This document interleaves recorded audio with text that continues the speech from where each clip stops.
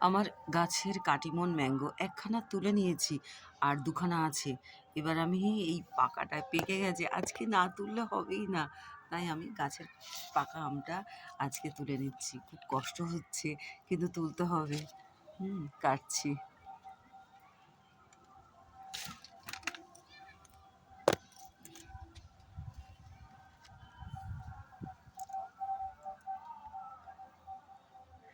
দেখুন ওপর থেকে তুলতে গেলাম, ও এতটাই পেকে গেছে যে আমার মানে বোটা থেকে চলে এলো হাতে।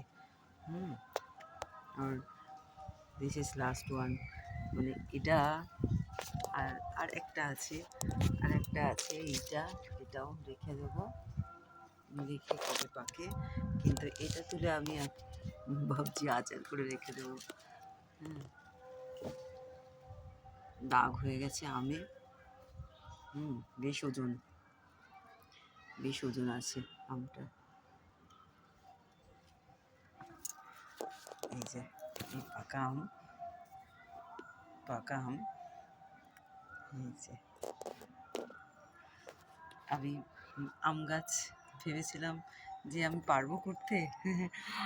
আমি লাস্টে আমি সফল হয়েছি আম গাছ করতে। এই গাছটাকে এবার আমি খুব বড় পটে বসাবো, কেননা মানে আরও বেশি পাওয়ার জন্য। এটা লোভে নয়, আম গাছের সার্থকতার জন্য।